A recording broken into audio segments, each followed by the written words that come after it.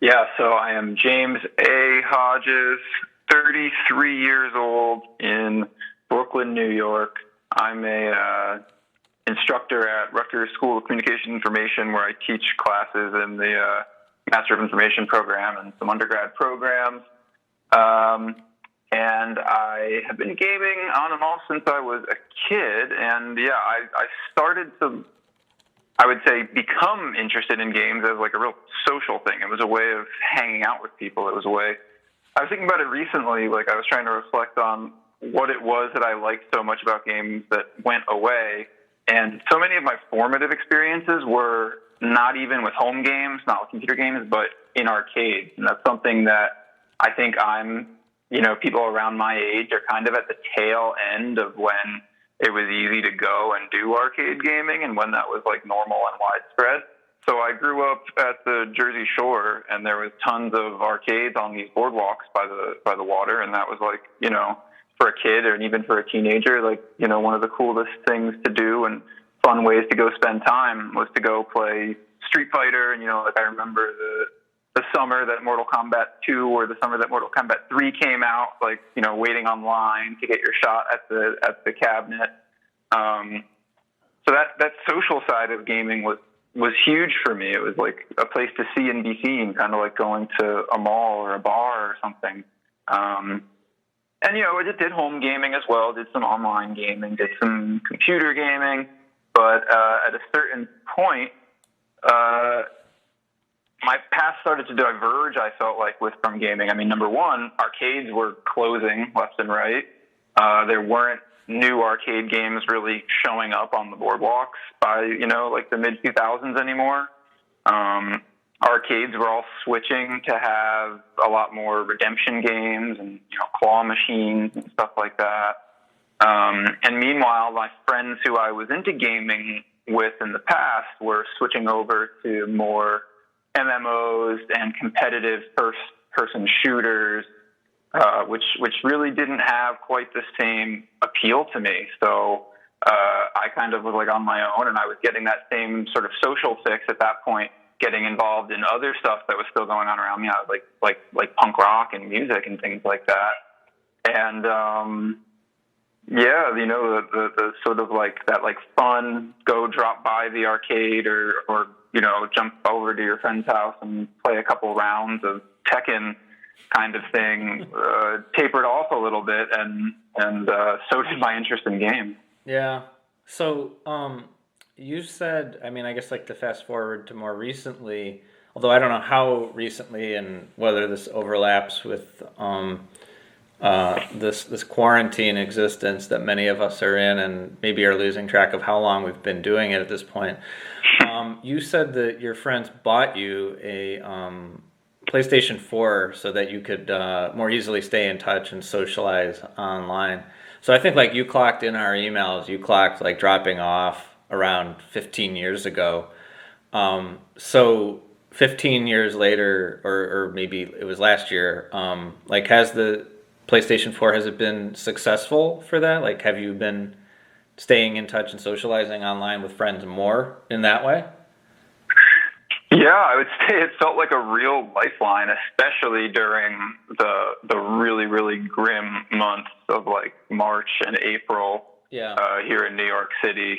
The weather's a little bit better now, and there aren't like 800 people dropping dead every single day. So like I go outside and hang out and like see some friends from a distance from time to time. I am willing to go for a walk once in a while, but there were months there where I was not, and where that did not feel safe. And the absolute best thing that happened to me during those months was I had a birthday coming up, and my partner and some friends coordinated to get me a PlayStation 4, which was my first time having a contemporary console since PS2. Yeah.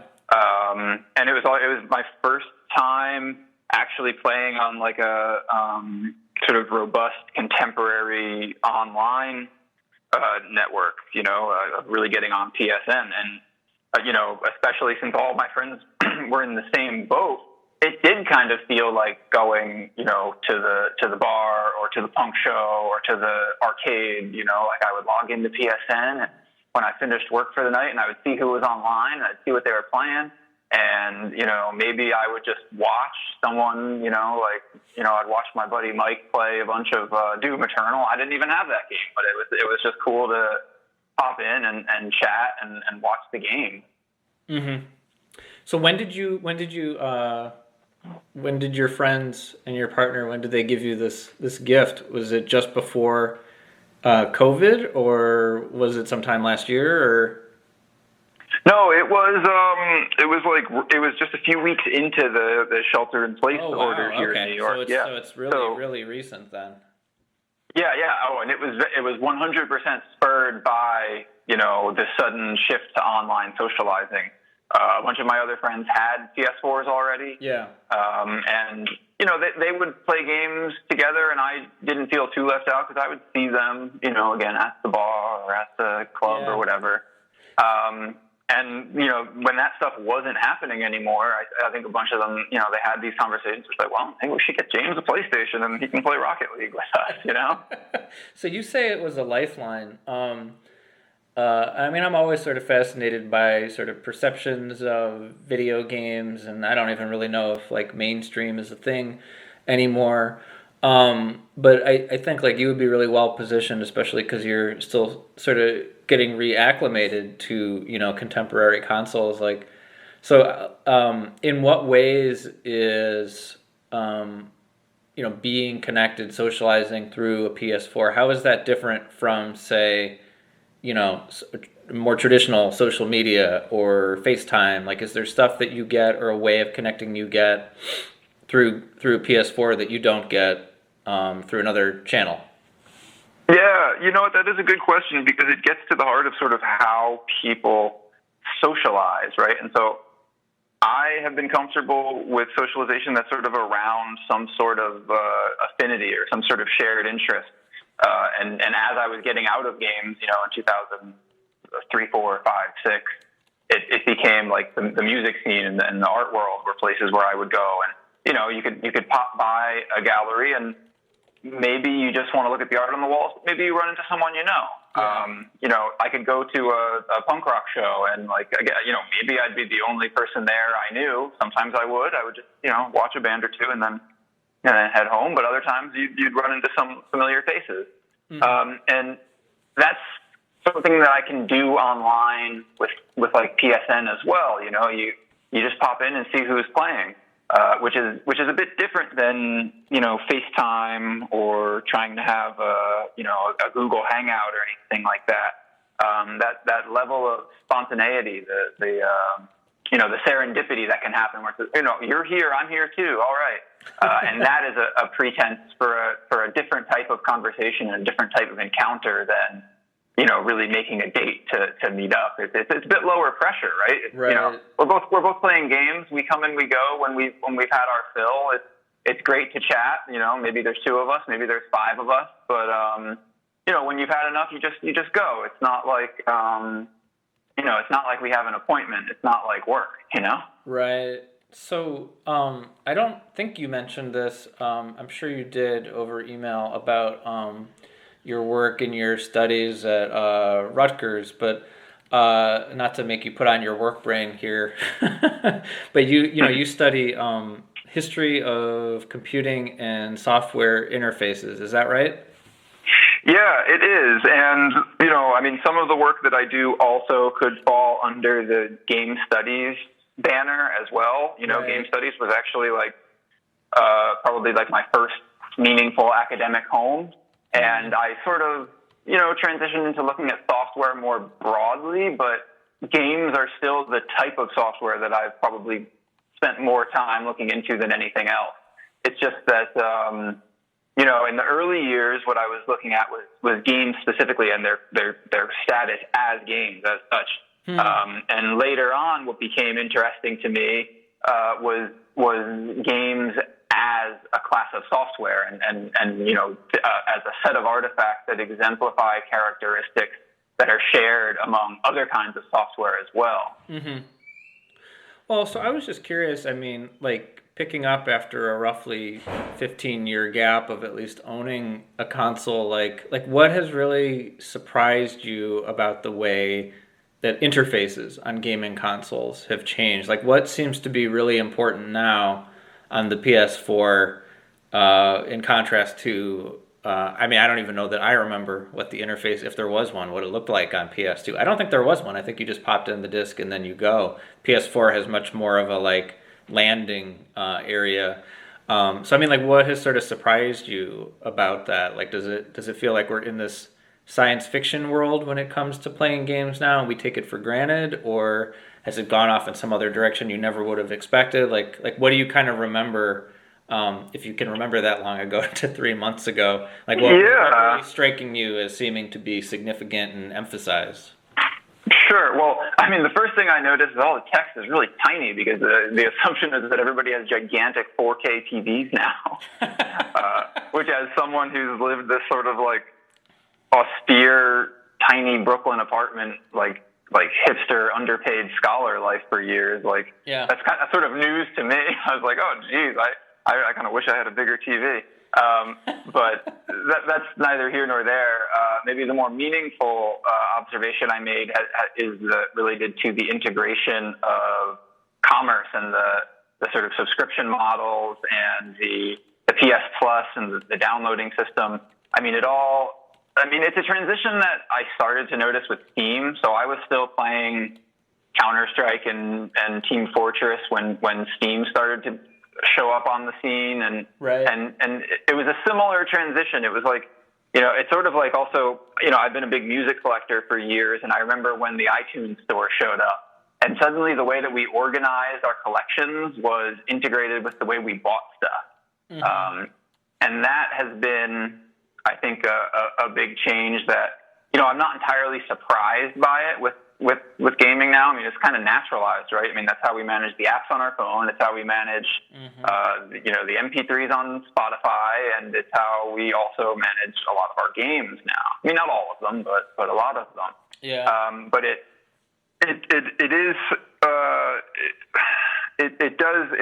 viscerally reminds me of, some of the things that I did dislike when I was starting to lose interest in contemporary gaming as well.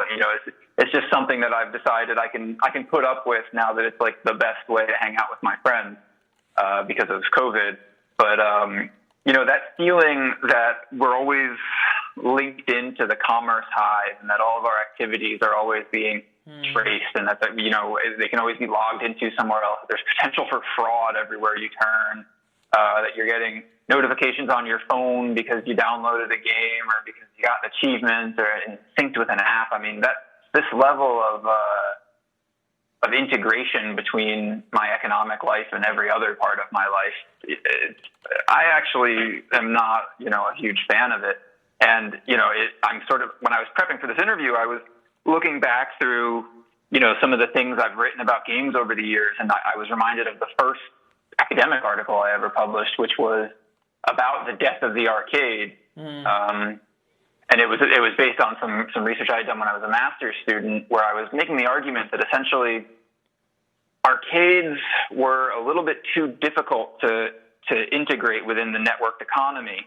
And that's why things like online gaming are so much more easy to keep tabs on. It's so much more easy to make sure that everyone pays their taxes. It's so much easier to, keep bad actors out. It's so much easier to police intellectual property and things like that. I mean, a lot of my favorite, so much of my favorite memories of gaming had to do with cracking and modding and cheats and glitches and things like that, which, in the online setting, there's a lot more to try and police those things from what I've experienced so far. Mm-hmm. And of course, a lot of that more sort of subversive activity, it didn't go away. It migrated into different scenes, indie game type stuff, experimental game, art game, whatever. And that's stuff that I never totally disengaged from. I mean, I judged Indiecade for a few years, and I had friends who would do stuff with Baby Castles or Wonderville here in New York, and I would go out and play these experimental, wacky, glitchy games. Even during years where I didn't consider myself a gamer or barely gamed. But that stuff has always been, a bit more interesting to me. The things that happen in some, weird basement on an arcade cabinet that's kind of like falling apart. That to me is like the real nuts and bolts of what's exciting about life. In a way that, socializing on PSN is really good while I'm cooped up because of coronavirus, but it doesn't. It's a little sterile, It doesn't have that same grit of, I don't know, stepping over a pile of trash on my way into Baby Castle. Yeah, that's the, which you mentioned in this context is a good thing, right? Yeah, or it's just a thing that I've become used to. I don't know. It's like, it's not like I ever fetishized the grit and the grime of New York, but somehow it is where I've ended up for the last 15 years. And, I came here because I was craving so much of that face-to-face, person-to-person socializing. Yeah. That serendipity of, like having a neighborhood hangout, like having an independent game hangout in Bushwick, like Wonderville, is like a really cool thing to have. And it's exactly the type, you walk in there and for anyone who doesn't know, Wonderville is like, I guess they're still open for pickup right now, but not so much for arcade gaming.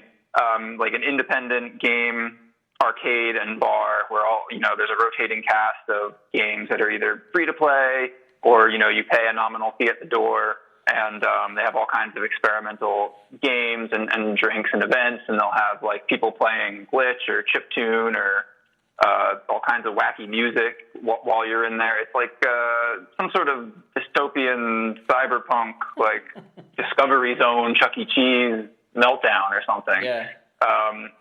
That's the type of thing that I was like dreaming of as a kid, and that to me is like what I'm always looking for in life. And sometimes it does involve, you get a lot of people together. It gets kind of funny. I don't know. It smells bad, and there's a cigarette smoke blowing in your eyes and whatever. But I've kind of come to associate all those things with like, visceral lived experience. Yeah. And of course, those are just things that we're not doing a whole lot of now that we're all cooped up inside trying not to get sick. Yeah. So, I'm willing to entertain new ways of socializing because I can't, it's not safe for me to get elbow to elbow with a bunch of strangers and like sweat on each other playing, some weird game from Switzerland. Well, I think part of what you're hitting on, which I think you mentioned before, and I think a big thing that's happened in that 15-year gap is like this. Yeah, you mentioned it as like a generational thing of like this redefining of what the word social means around games. And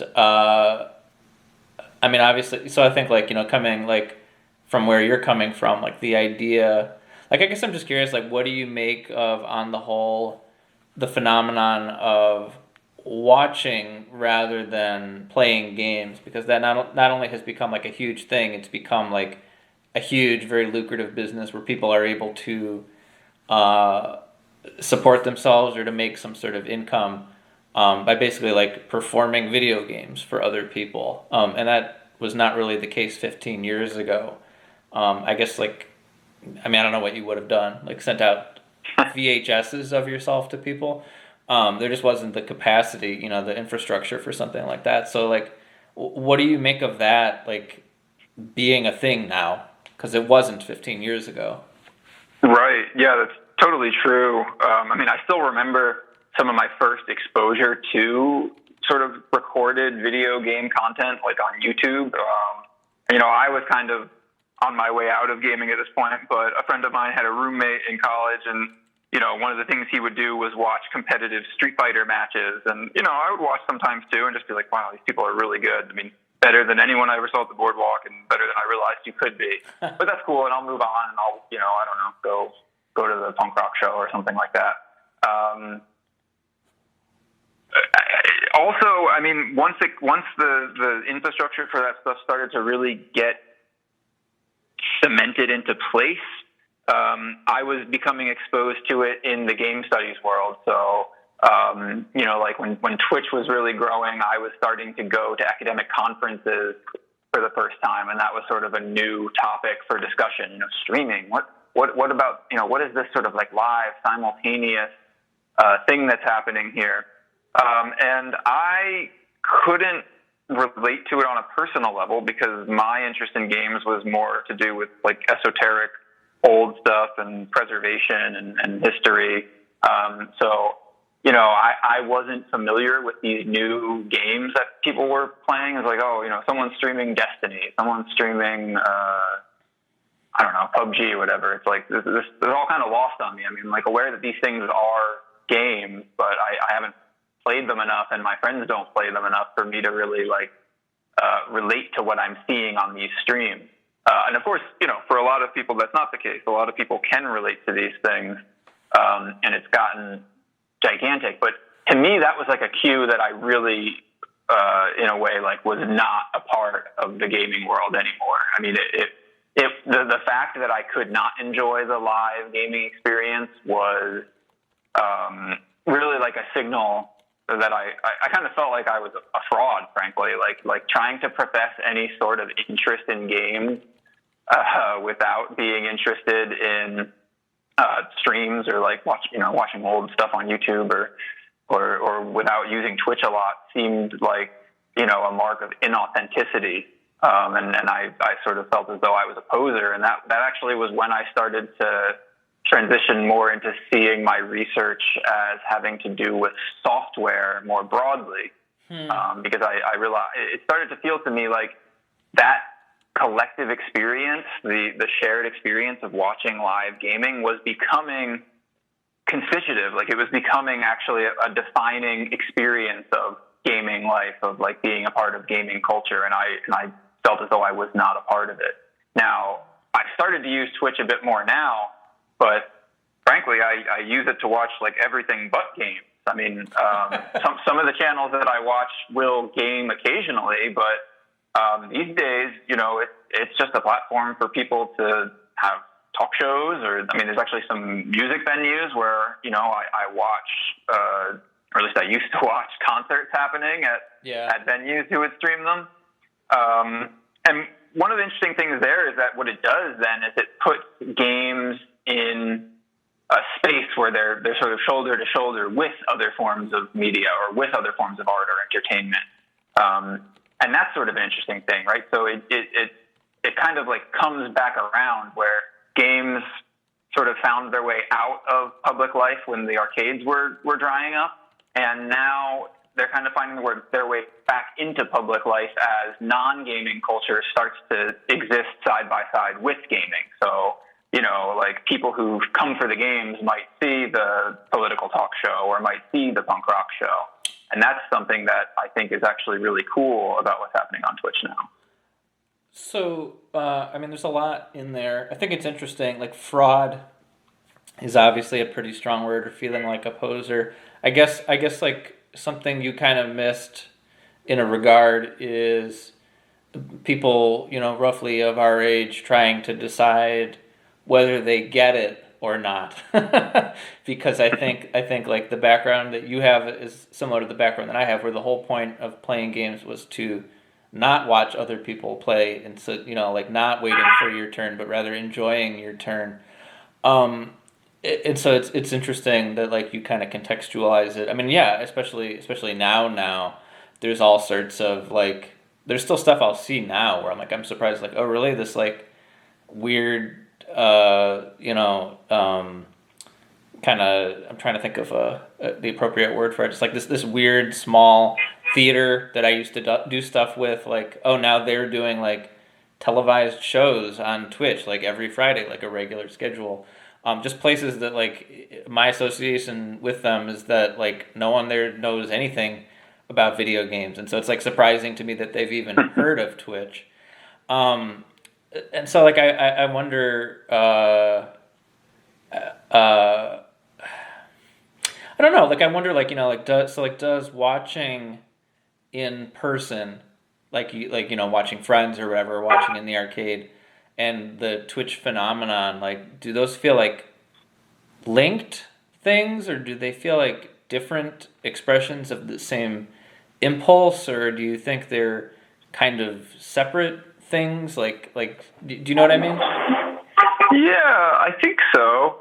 I mean, it is funny, like, especially just because of the whole coronavirus thing, like, people who gamed a lot and streamed a lot and watched streams are like the most prepared for all this. Their lives can change much less than the rest of us. My friends who game a lot, like, they're not horribly disappointed that they can't go out to the nightclub anymore because they were more happy to watch like StarCraft compilations at home to begin with. So, I mean, but back to your question more specifically, how is it similar or different or related to these different kinds of spectatorship? Yeah. I mean, of course there are differences. One thing that is, maybe the most glaring difference with the online spectatorship is that everything is quantified and everything is sort of cross-referenced. So we can see, precisely how many people are watching and who they are. And if they say something, in a chat, we probably can trace it back to other things they've said in the chat before. And there's this sort of durable record of how long people have played things and what they play and how many people have watched them and how good they are or aren't. And that's very different from, rolling up to an arcade and seeing, some kid on vacation, and wondering, is this person going to kick my butt at Mortal Kombat or not? Because I've never seen them before and I don't know them from nothing. You know what I mean? So, like, what does that suggest? Like, what does that say that being a function of hanging out there, that just being on display, or it being, all you have to do is mouse over on some avatar or something and you get all that information. Like what does that say about like what seems to be valued in I guess game culture, or like what seems to be valued about caring about games in this way? Does it say anything to you, or do you not really think about it? Oh, I think about it a lot, but I don't think about it as being unique to game culture per se. Absolutely not. Yeah. I think it's something that we've seen in a lot of areas where, our social relationships are increasingly quantified, and, there's always been a drive to sort of work everything into an economy and understand everything as some sort of economic circulation system. But being able to have these network systems in place to monitor and modulate and sort of massage and shape these things has only made them, all the more, furthermore quantifiable and furthermore rigidly defined and further, et cetera. And so, I think that this thing that happened of going, say, from an arcade to Twitch is really, it's the same thing that happened from paying for my groceries in cash at the ShopRite to ordering stuff on Amazon, right? I mean, there's a durable networked record of everything that we do, and it's in some ways convenient and fun, certainly. I mean, I'm not going to pretend that we don't stand to gain something from this stuff, but it's mostly designed in the interest of facilitating, capital circulation and recuperation and tracking. Going back to that article that I was talking about, like my first academic article where I was talking about arcades, arcades, there was this moral panic about them in the 70s and 80s that I think it's easy to forget now because they seem kind of quaint. But a lot of people associated them with juvenile delinquency and even with organized crime. And we've done a lot in game world, especially in the, say, 90s and early 2000s to try and, like, recuperate gaming from being something that was understood as, like, for derelict juvenile delinquent kids. Mm-hmm. But some of it was true. I mean, like, I was hanging out at arcades and there were teenagers smoking and getting into fights and drinking and stuff. I mean, that stuff did really happen. And I would say that, like, getting everything online is a way of keeping the kids at home and keeping your eye on them. And if it's not the parents' eyes, it's Jeff Bezos' eyes. I mean, someone is watching, and whether their behavior is in any way changed or controlled in any meaningful sense, or much less for any positive reason, is a totally different question. But the fact of the matter is the mechanisms for surveillance and control are in place. Right. Well, it's interesting. I mean, I think there's a little bit of a parallel here, although I'm not really suggesting any specific one. So, like, I guess just like I'm curious. Like, certainly it's not in a vacuum. All these things being quantified online, and people watching games, that stuff being quantified. That's not new. But I wonder, like, as you're returning to games, like, do you feel or notice like that behavior being quantified, cross-referenced, cataloged, on display? Does it seem to change or impact people's behavior in those spaces at all, you think? That's a good question. My gut response is to say not as much as one might think. I mean, like, you still see plenty of just sort of like bad behavior and ignorance. It's maybe like you're getting pulled in both directions and they end up canceling each other out. Maybe it's like, on one hand, everything you've done is, accessible to prying eyes, and there is a record of it, and you can get banned, and you want to protect your account. On the other hand, you're anonymous and you're protected by distance, and you just have a username and an avatar, and no one knows who you really are. So it's sort of like, yeah, I would say the overall effect is maybe sort of like they cancel each other out, and I would say it's like a roughly comparable amount of rudeness and trash talking as I would have experienced, in Seaside Heights as a kid. So like, as you've been returning to games, I mean, it sounds like you have kept a bit of an eye on them, and I don't want to suggest that like you made a total break, and that's not really important for this interview. I mean, it's like you largely just put them down for a long time, or stepped away rather. I mean, like, so do you have a sense of like ways that your friends who got you the PS4, like the sort of changes that have taken place, maybe things they take for granted, or maybe ways they don't recognize like progress that's been made, either in like the way game consoles work, the functionalities they've gotten, the kind of games people can play, the sort of stories games tell now. Like, are there things that like you still, I don't want to say like feel like a tourist, but you're still like kind of stunned, and everyone else around you is like, yeah, whatever, that's who cares? Yeah, I would say so. One thing that I have yet to get my head around is the sort of the way that people interact with DLC and with achievements, and with the ways that games kind of change in a more granular day-to-day sense. Like signing into things and getting daily bonuses, or, putting in a little money on like a free-to-play game to get something extra, or, playing for a certain amount of time to get a certain amount of achievements that are reflected in your online capabilities or appearance. That kind of stuff is still somewhat alien to me, and it's especially apparent with the rise of asynchronous multiplayer stuff, I guess you would call it, like the From Software games, like Bloodborne, sure. Things like that.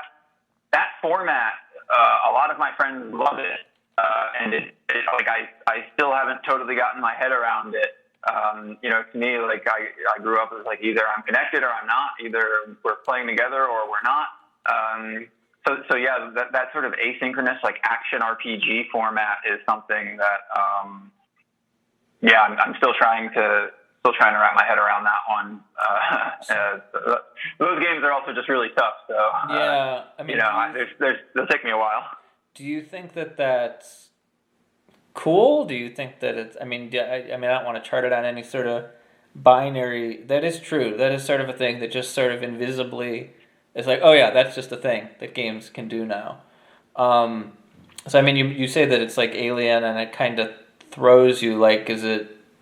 I mean, I don't know. Like, yeah, I would just like to unpack that a little bit. Like what do you make of it? And I'm not going to say like, oh, well, what does it mean? But I mean, if you're thrown by it, what about it is throwing you? Well, I mean, the more I think about it, maybe the less surprising it is. I mean, if I put my thinking cap on, I could say that maybe, since we all have these pervasive internet connections now, we don't need to sort of be making a choice between all on or all off in the way that maybe we used to, right? So there's a little bit more wiggle room where things can be, online in different ways or connected in different ways. It's not such a lift to log into, like, type in an IP address to get onto the Counter-Strike server now. It's like, right. All these developers are running servers and there's a robust network, and you don't, being on it doesn't need to be that big of a deal in a way. I mean, maybe it's a sign that we can kind of take these sorts of connections for granted in a way that even just a decade ago or at least 15 years ago was actually, a lot harder to come by. It's funny because, 15 years ago, we did have YouTube and podcasts. We did have streaming media, but the bandwidth has increased and the amount of connections we have in any given house has increased. And as a result, I suppose the types of gameplay that we design have kind of changed and adapted as well. Do you feel any? I think today is even the day that there's going to be the start of curtains up on PlayStation 5 stuff. Do you feel any sort of pressure or stress? That may be too strong of a word, to sort of catch up on those types of games that are asynchronous, like before servers inevitably are shut down. Like you're sort of like not getting the whole experience, or the fact that you're coming to it a little late, and so it's like you missed out on something in a way, or you may soon miss out on something. Now I do. Sorry. Now that I think about it, yeah, I mean, that happened to me actually. So before I got the PS4, I was like really trying to like just do things on the cheap, and I ordered a Wii. Okay. Like the day the shelter-in-place order went out, I was, you know what? I haven't had a game system in a long time. Wii is pretty old. I got it for like $80 with a bunch of games. I was like, I'm going to play some Zelda. I'm going to play some Mario Kart. That's going to get me through some of this. And it wasn't until after I had made the order that I realized you can't play online on Wii anymore. So that was kind of disappointing. Like, I bought it thinking, I'm going to do the virtual console. I'll play Earthbound. I'll, race people online. And no, that's not happening. So maybe I should try to really squeeze out all the fun on PS4 while I can. Although, the Wii is like really old, relatively speaking. I think I have at least a few years. And, I'm really hoping that the pandemic will be done by then. I'm not trying to add to your stresses at this point. Although that is true too. That's been another thing that it may have been. I think like 2005. I know you talked about like Killer 7 sort of being the point at which like maybe you recognized maybe you wanted to tap out, or that you were in fact losing interest. I think it was like either around that time or the year after that where it started being a thing with game consoles where you could download games. You no longer had to go to the game store. And so that's like a big thing now, where I think like it's weird too, because like for me, this current generation is the first time I was like, I don't want to have just games piling up around here. I'm going to go all digital. Which obviously has its pros and its cons, although I don't really like just thinking of myself as like in such like pure like consumerist lenses of like, what's the smart way to invest this money. Although there is also a concern too of as inevitably, a next generation rises up of hardware, can you still access the stuff that you own? Because like even on Steam, I remember that being a bit of a kerfuffle where people sort of read the fine print and they realized like, oh, wait a minute, I'm actually just sort of like buying a license to this. I don't actually own anything. I don't know. I don't want to say like, oh, well, what's happened in the last 15 years? Like, does it surprise you? Does any of that sort of surprise you? The fact that like, we can just download like 50 gigabyte games now. We can pre-order them, and we're just sort of throwing the dice on whether, like, can we will I still be able to get this in 10 years from now, or am I going to have to be back scouring and avoid being in the situation you just described with the Wii? Yeah. I mean, I'm not horribly surprised because we saw it happen with music earlier. I mean, I think the sort of technical and storage and bandwidth issues for audio are a little bit less intense. And so, marketplaces like iTunes existed a bit earlier. And this is probably also why debates around DRM and piracy really, it was music that really started that. I don't think that's, just a coincidence. I think part of it is that, music and audio hit this sweet spot between being easy to transfer and relatively friendly to the type of bandwidth that was available at that time. And then also having like enough of a economic interest behind it to create that sort of tension.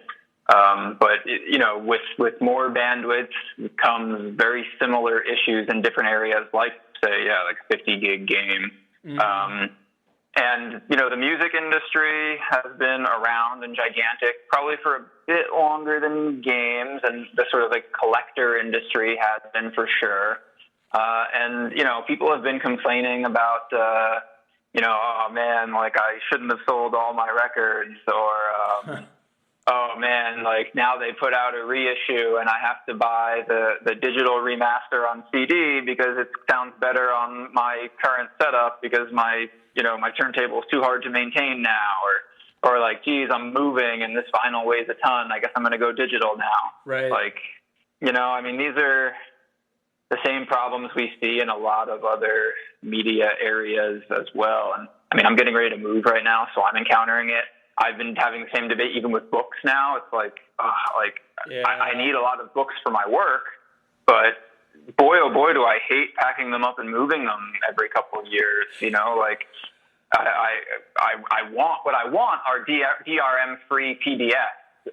Now, is it legal to get them, or do I have to pay for an ebook and then strip the DRM and then export it as a PDF? Do I have to do all that work? I mean, it's the same thing that happens with games too. It's like, with older stuff, it's like, is someone willing to try and get a server going, or is there some emulator that will work? And I mean, maybe the saddest thing about it is that because games have probably some of the sort of like richest and most complex interdependencies and sort of overlapping sort of network requirements and hardware and software requirements, that it also makes them some of the hardest stuff to keep moving, especially things that were designed in this, ecosystem where things are always connected to a network. Right. I hate, so my interest is with software and games is historical and preservation oriented. And, I mostly look at things from the 80s and 90s, where things were still largely on some sort of physical medium. And if they were digitally distributed, they were still less likely to be completely contained within some sort of walled garden, which is becoming more and more common. And, we have plenty of problems still to solve with software from that era to, continue having it be meaningful and have it work and be accessible. People in libraries and archives, museums have their hands full with that just from the 80s and 90s now. I shudder to think about all of the sort of new complications we're going to be dealing with, which we should, start dealing with now, for these games that have just way more requirements and dependencies and all that. I mean, I can tell you on an even more accelerated timeline, I had the experience last Friday with a friend of mine. He's busy, I'm busy. Obviously, we can't hang out or get together right now. We decided last Friday night, like, let's play Civilization 6 together on Steam. And it was a comedy of errors anyway, because we just sounded like a couple of very old people. Like, we know a lot about games, but we just have not tried to do online gaming in a long time. And so all the requisite updates, and then we found out we can't do it anyway because He's on Mac and I'm on Windows, but he discovered that he has a library of about 90 games on Steam, but none of them are compatible with his operating system anymore. And so for me, like I had this constant refrain to him where I was like, this is why I kind of picked a lane and I kind of stuck with console gaming, because I didn't want to mess with any of these kinds of things. And of course, the joke is, as time has gone on, it's virtually no different, or at least that. I mean, I don't know. That I wonder if that's your feeling too. Is like it's the same thing as playing on a regular computer now, where you have to download updates, and I've had games crash on my PlayStation 4. Just all these sorts of things that you wouldn't run into on like the Super Nintendo or something. It's sort of like converged near the middle. I think I have had that experience, and I do. I have to install an update, and a game crashes, and I think, geez, this kind of reminds me of trying to install Quake 3 or whatever. However, I don't have to pull out the command line and like crash my parents' computer. That is true. You do not have to root around in the registry or whatever. That's true. Yeah, like I don't need to like go find the driver for my joystick or anything like that. So, yes, it's like a lot more complicated and annoying than console gaming used to be. And I do find that, kind of frustrating. I definitely like, just slamming a cartridge in a system and pushing go, and you get started so quickly. I mean, even the most arcade and accessible games nowadays aren't, it's not like, just throwing something in the Sega and pushing power. However, it's also not like just totally wrecking your computer to install your bootleg copy of Descent or whatever. I've joked about that with, I have a friend who works in the games industry, and he was lamenting the fact that a lot of the younger employees that have come to his company in the last few years don't have the sort of like general technical acumen of having to, have spent any time with the command line or the registry. Yeah. And I joked then, and I think it's still true, like back then you weren't a real gamer unless you crashed your parents' computer trying to install something. Oh yeah. And the hours to tech support, I remember that. Yeah, and so it's not quite that bad, at least. Yeah, that's true. It's a smaller thing. Although I think, whatever. It just as humans, I think we like looking for things to be frustrated about, and then we get to bond with other people who share those frustrations. That I cannot disagree with. That's absolutely true. Yeah, I'm glad. I almost held my tongue in saying that, but.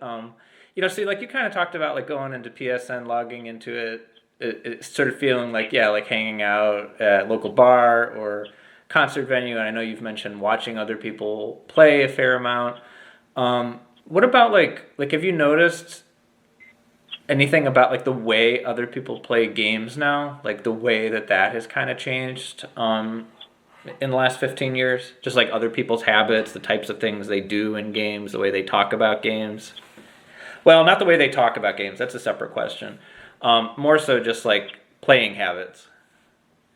Well, I definitely think that, at least in my sort of like peer group, the way that people play and discuss playing is a lot more affected by things that they're aware of from watching other people, from being able to go to YouTube, or from being able to chat with someone else live while they're doing it, or even just being able to like see that other people have more achievements or something like that. The level of awareness of other people's skills has really increased in a way that's different. Like, when we were kids, the best person in your neighborhood at a given game was as good as you had ever seen that game be played. And you might have known that someone could probably be better. You might have, maybe you were aware that there were competitions that happened sometimes, but for the most part, like if you were 12 years old, the best player you saw was probably also 12 years old, or maybe it was like your older sibling who was 15 or something.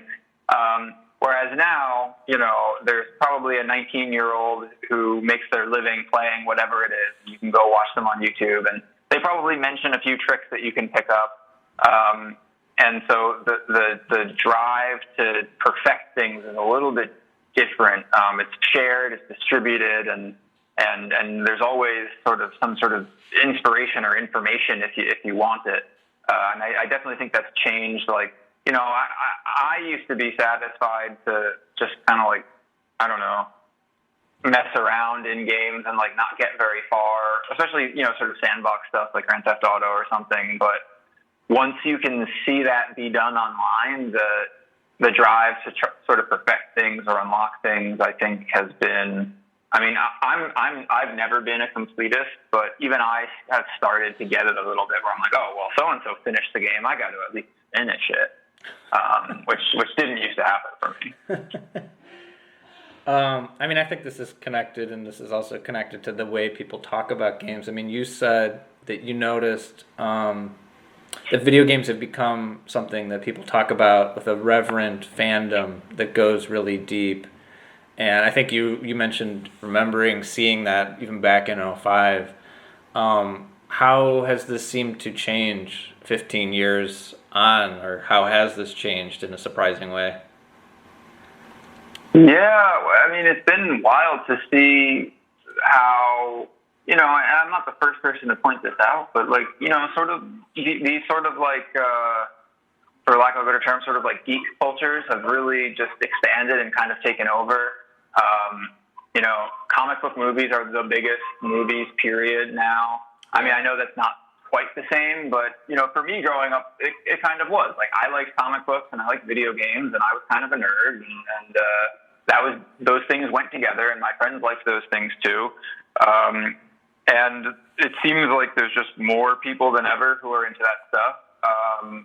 I see like young people who I teach at college, like, you don't have to be that nerdy to play, Fortnite or Overwatch or whatever. And yet, nevertheless, for some people, it's like, as it's grown, it grows in breadth as well as depth. Like, certainly the breadth of what is possible has grown, and more people identify with some facet of gaming culture. Mm-hmm. But the level of depth with which some other people identify with it has also grown as well. So, we have students now who are like pursuing esports scholarships or sponsorships. Right. Like, that is their life, and they need to dedicate tons of time to practicing that in exactly the same way they would if they were, on the volleyball team or whatever. So that level of seriousness is something that, I always knew it was around somewhere, but I didn't experience it really on a personal level. And as some of my friends started to get involved with that stuff was when I kind of saw less of my friends. It's easier to stay in touch with people as they do that stuff now, because some of it is broadcast, for example, right? Like, I mean, it used to be that if I knew someone who was going on a raid or whatever, they're playing WoW or they're playing Counter-Strike, after school, like, that's it. I'm not going to hear from them. Their time is spoken for. But now, if you know someone who is doing some of those things, you might actually be able to tune in and watch, which is a pretty big difference. And so I suppose it also, again, with the breadth and the depth, like, there's breadth where you can now identify as a spectator, and you also then can go much deeper where, you're appreciating different play styles or different competitors. I mean, that's a whole other style of fandom than was possible in the past.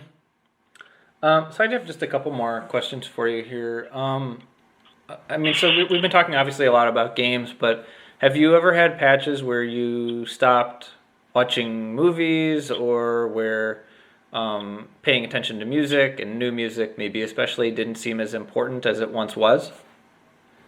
Oh, well, I didn't watch like a single movie for that's a slight exaggeration, but I could probably count the amount of movies I watched per year on one hand for like about a decade there. I really felt like I couldn't sit still for a movie. It felt like it was not a good use of my time. Like, I wanted to be actively pursuing something. Like, so I would have to like read a book or play music or like just like voraciously rip through the internet and try to learn something. And it was only when I started graduate school and like moved to New Jersey for a few years and was a little bit more isolated that I thought, well, all right, I have some time to kill. I can watch movies now. And so it was like an entire world had been opened up to me, and everything was brand new. And I was just like, oh my goodness, this is what people have been enjoying this whole time. And I suppose that's kind of what I'm experiencing with games now. It's like, you know what, it's kind of nice to take some time away because it's really exciting when you finally jump back in. So, I mean, I wonder, like, I think I mentioned before we started, like, I used to have many more of these types of conversations, and it's so difficult to find people, because I think if you're back into games, you're busy being into games, and if you fall out with games, then you're busy not giving a shit about them. So I just wonder, like, what's your thought on, like, how much of a change in like media consumption has to do with the media, what it is or isn't doing, and how much is, us? Oh, well, who knows? I mean, we're all products of our environment.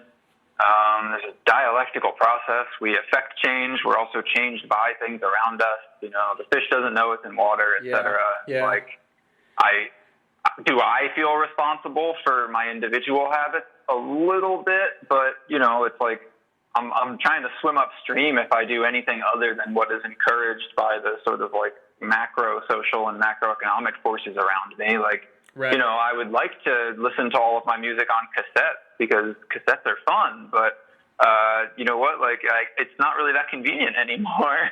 So I have Spotify. Like, do I want Spotify? Not particularly. Like, actually, what was great was before Spotify when I could just download torrents and like Blogspot RAR files, and it was all. And I actually owned the files, and there was like a fun curatorship going on. I could chat people in the SoulSeek chat room and like get advice, but that's it's just not really like pragmatic to do these days. And so I pay whatever $6 a month and I get Spotify, and it has most of what I want but not all. And then I go on YouTube and get the really rare stuff that people upload sometimes. It's too wacky for Spotify. So is it like how much of that is me and how much of that is the environment? Maybe it's just a chance to say that we reject the entire division between the person and their environment. I mean, we simultaneously make the environment and are shaped by it. And that's like the hardest thing in the world to fully grasp and to fully understand what the ins and outs of that all are. I mean, it's a very messy idea, but I think it's probably the most robust way of explaining it as well. Well, I think that's a really good way to put it, that maybe we reject that division. I mean, I think too, like, it's kind of an odd proposition for me to ask people, hey, do you want to have a conversation about like why you lost interest in video games? Like, I often wonder, like, are we even good at being able to self-diagnose something like that? But I mean, like, it's interesting. Like, so you pointed to Killer 7 as a game where you kind of realize, like, that you're not down for this stuff. Or I think, like you said, the juice wasn't worth the squeeze is the way you put it. The emails that we sent before this. So, but it's interesting because something I can't really speak to for this current generation, like the generation in between, the PS3, 360, whatever generation. Something I have learned is, like, a lot of people said they reached that point with the same game, which was BioShock Infinite. And you pointed to Killer 7. I mean, I do wonder, like, is it just like, I think it's got to be a thing where, like, there's a feeling you have, and maybe you don't want to. I don't know. There's got to be something that, like, there had to have been like some moment with Killer 7 where, like, you had the epiphany, right? Like, it couldn't have been. Oh yeah, I mean, I still remember it really vividly because it was during my first year of college when I finally got it. I mean, I had been throughout high school. I was sort of drifting away, and like I've alluded to earlier, like my friends who were more seriously into games were going deeper into that world and kind of leaving me behind. And I was getting more into like punk rock and stuff like that. And so I had this idea that I was like, all right, well, I'm on my own. I like these weirdo games that my friends aren't that into anyway. So, these sort of like artsy, funny games are cool. Like, I like Get Grind Radio or like Metal Gear Solid 2 with all of the bizarre plot twist at the end. Like all of that kind of like, mind melter stuff was cool to me. And I had been reading, a lot of video game magazines growing up. I subscribed to EGM and Game Pro for like probably a decade or something. And, by the end of high school, I think I stopped finally subscribing to those. And, because I hadn't been reading them for a while, but I had been seeing the previews for Killer 7 and reading about how surreal it was and how it was sort of like a Tarantino movie and how the cel-shaded graphics were, so sort of like avant-garde, and the play style was totally strange and unlike other things, but it's still kind of a rail shooter. So I'm thinking, okay, I like, whatever, Star Fox, Panzer Dragoon looks cool. And so that game was kind of in the back of my head, and then I was barely playing games. It's not like I went out and got it as soon as it came out or anything, but I went to college, and, I guess I was trying to figure out who I am in life, like most people are when they're away from home for the first time. And, I went to NYU, and I was wandering around the village feeling alienated, like probably a lot of college students, especially kids at NYU. You just get like dropped in the middle of Manhattan and suddenly you feel like an ant or a speck of dust. You know what I mean? Yeah. So I was just wandering around having no clue what to do with myself, having no friends or whatever. And I pop into some game store and I see a copy of Killer 7 for real cheap. And I think, all right, you know what? I'll spend whatever, $9 on this game, and maybe this will be the sort of like art house game that keeps me busy for a while, and maybe this is what I've been missing in the game world, or just been missing in general in life. And yeah, I just got it home, and it didn't make any sense, and it wasn't fun to play, and the art was cool, but like, even though the gameplay was incredibly simple, it was still also like frustrating somehow. And I struggled to even say that it was difficult. It just like didn't make sense to me. And for some reason, it's like almost unfair of me to let that be the game that turns me off of games. Right.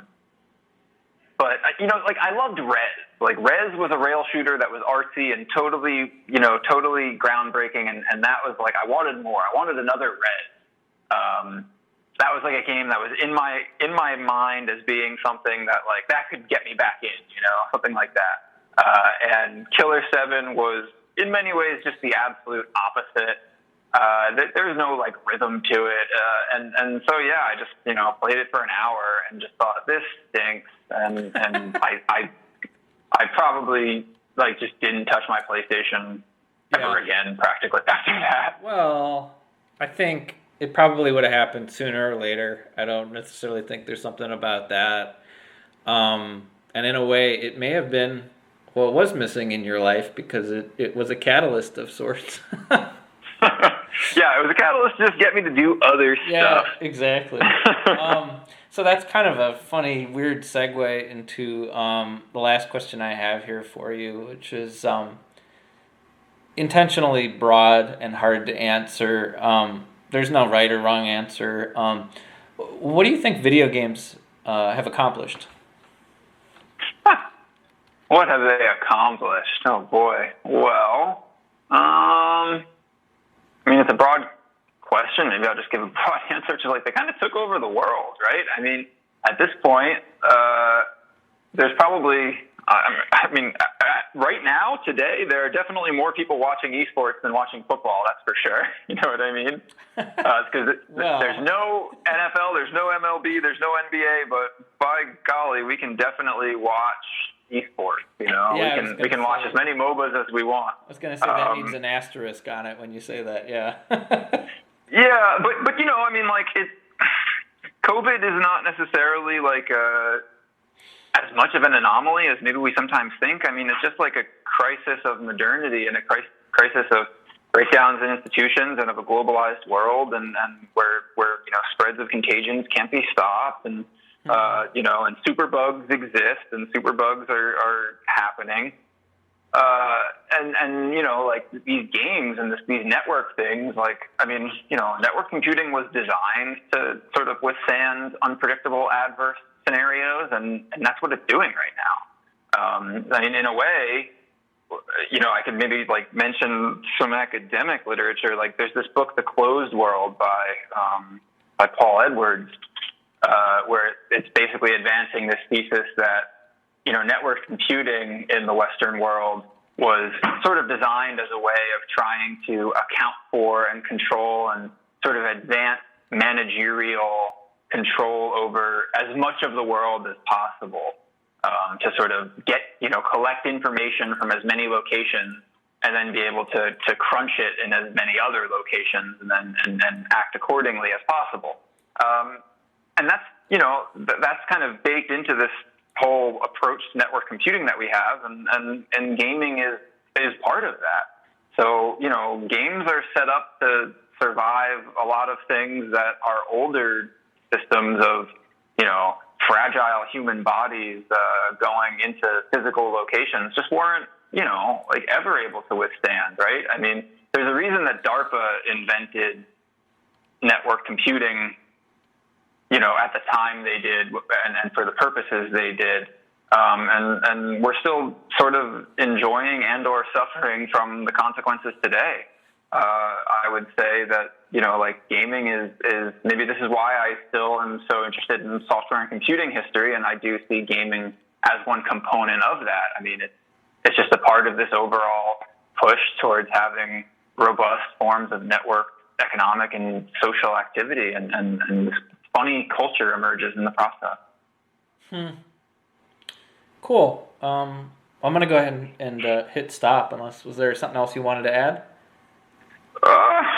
No, well, hey, I'll just add thanks for having me on and giving me the occasion to really think about all this stuff, because gaming was a huge part of my life growing up, and it also has been a huge part of my professional life, but it wasn't a part of my personal life for so long, and this has been an occasion for me to actually think about why and how that's even possible, right? I mean, how is it that I am someone who writes academic research and teaches classes about games but barely plays games? So you've given me an opportunity to kind of figure out how and why that happened. So I really appreciate it. Thanks for having me on today.